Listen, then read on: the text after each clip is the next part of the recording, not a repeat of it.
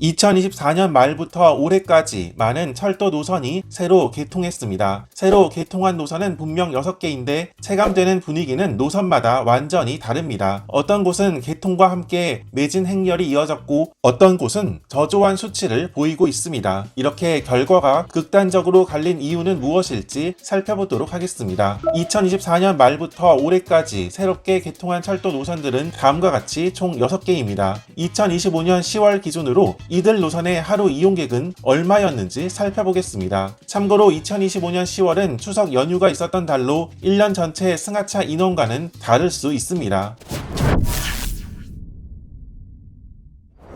일단 이 6개의 철도 노선 중에서 가장 최근에 개통한 노선은 목포 보성선입니다. 이 노선은 이렇게 목포역에서 순천역 혹은 부전역까지 새마을호, 무궁화호 열차가 운행하고 있습니다. 남해안을 따라가는 철도망이라 볼 수 있지만 아직 개량이 되지 않아 속도를 내기 힘든 구간도 있고 부산에서 보면 부전 마산 복선 전철이 개통하지 않아 삼랑진으로 크게 우회한다는 문제점도 있습니다. 이 구간 10월 기준 일평균 이용객은 다음과 같습니다. 장동역이 13명, 영암역이 39명 정도에 그쳤지만 해남역 136명, 강진역 162명, 전남 장흥역 139명, 그리고 신보성역은 144명 정도였습니다. 강진군과 인구가 비슷한 곳이 영덕군인데 영덕군 5개 역 중 영덕역 하나만 봐도 하루 379명 정도 이용하니 목포 보성선은 아직까지는 이용객이 그렇게 많지 않다는 것을 알 수 있습니다. 참고로 보성역에서 화순을 지나 광주 송정역으로 이어지는 이 구간 왕복 1회 목포역에서 부전역을 오가는 열차가 있었으나 목포 보성선 개통으로 광주 송정역에서 순천역으로 단축되었습니다. 그래서 보성역에서 서광주역 구간의 이용객을 보면 가까운 거리에 신보성역이 생긴 보성역은 이용객이 소폭 감소했음을 볼 수 있습니다. 그리고 지난 1월 운행을 시작하고 4월에는 운행 횟수를 확대한 교외선 2역의 10월 하루 이용객은 다음과 같았습니다. 양끝 대곡역과 의정부역의 이용객이 각각 476명과 500명 정도였습니다. 중간역 하루 이용객은 이령역이 27명으로 가장 적었고 송추역이 98명으로 가장 많았습니다. 하루 이용객은 1240명 정도인데 교외선은 두량 무궁화호 열차가 왕복 10회 총 20회 다녀 하루 좌석 공급량이 2800석임을 감안해보면 이용객이 많다고 보기는 힘듭니다.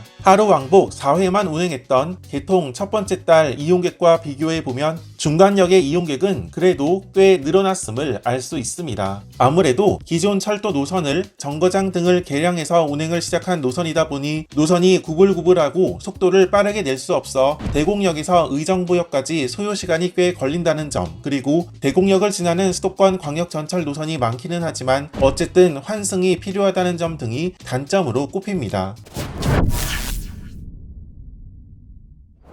서해선은 작년 11월 그리고 동해선은 올해 1월 운행을 시작했습니다. 진짜 바다가 보이는 동해선과 달리 서해선은 바다는 보이지 않고 노선 길이도 길지는 않지만 어쨌든 노선 명칭도 그렇고 다니는 열차도 그렇고 무엇보다 KTX가 다닐 예정이었으나 여러 이유로 인해 일단 KTX가 운행하지 못했다는 공통점도 있습니다. 그러나 이용객 추이는 큰 차이를 보이고 있습니다. 서해선 구간을 보면 10월은 추석 연휴가 있었다는 것을 감안해야겠지만 개통 첫 번째 달과 비교해보면 여전히 저조한 수치를 보이고 있습니다. 여러 번 영상을 통해 소개했듯이 서화성역에서 원시역 구간 서해선 단절 구간으로 운행하는 구간이 정말 애매하다는 문제로 활성화되지 못하고 있는 것입니다. 서해선 구간은 올해 이 단절 구간이 이어지고 그러면 대곡역에서 홍성역까지 KTX 이음이 다닐 예정입니다. 올해 1월 개통한 동해선 구간의 경우 원래 계획한 KTX 이음이 일단 들어가지 못하게 되고 부산 부전역에서 강릉역까지 생각보다 오래 걸린다는 문제점이 있었으나 개통 초기 연일 매진되며 성공적으로 데뷔한 노선이었습니다. 이는 수치로도 나타났습니다. 이 동해선 개통에 따라 울진군에도 드디어 기차가 들어가게 되었는데 이 중 울진역의 경우 10월 기준 하루 이용객이 628명 정도로 나타났으며 삼청역 409명, 영덕역 379명 정도 정도로 나타났습니다. 원래 강릉, 정동진, 묵호역의 경우 서울 방면 KTX 열차를 빼면 일반 열차는 강릉역에서 동해역 구간을 운행하는 누리로 열차와 동해 산타 열차만 운행했습니다. 그래서 일반 열차 이용객은 이 정도에 그쳤습니다. 그렇지만 올해 1월 부전, 동대구 방면 ITX 마음과 누리로 열차가 다니게 되면서 이 역의 일반 열차 이용객도 크게 증가하였는데 강릉역은 약 1200명 정도 이용객이 증가했고 정동진역과 묵호역도 하루 이용객 360명 정도로 기존보다 이용객이 크게 증가했음을 볼 수 있습니다. 중간역들을 보면 매화역이나 임원역과 같이 이용객이 저조한 역들도 있기는 하나 흥부역, 후포역, 영해역 등은 이용객이 나름 많다는 것을 알 수 있습니다.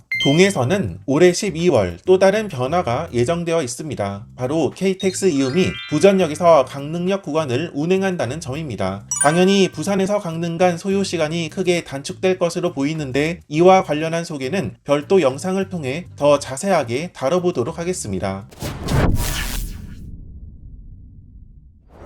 그런가 하면 작년에는 새로운 KTX 운행 구간도 있었습니다. 하나는 중부내륙선 2단계, 다른 하나는 중앙선이었습니다. 중부내륙선 KTX는 하루 왕복 4회에 불과하고 종점이 경기도 성남시 판교역이라 서울로 가려면 신분당선으로 또 갈아타야 하며 역 위치도 충주역을 제외하면 뭔가 아쉬운 곳에 있다는 단점이 있습니다. 문경역의 경우 문경 시내인 점촌과 거리가 멀리 떨어져 있습니다. 그런데 중부내륙선 2단계 구간 살미, 수안보, 온천, 연풍, 문경역의 10월 기준 하루 이용객은 다음과 같았습니다. 문경역이 하루 561명 정도 이용했고 연풍역 48명, 수안보 온천역 91명, 살미역은 40명 정도의 이용객을 보였습니다. 사실 10월은 추석 연휴가 있는 달이었는데 그 전달 9월 중부내륙선 문경역은 316명 정도 이용했습니다. 다른 역들과 비교해보면 문경역은 10월 이용객이 크게 늘어났음을 볼 수 있는데 앞서 소개한 중부내륙선 KTX의 여러 문제점으로 인해 평소에는 다른 교통수단을 선호하지만 추석 명절과 같이 고속도로 지정체가 예상되면 철도를 선호하는 사람들이 그만큼 많다고도 해석할 수 있습니다.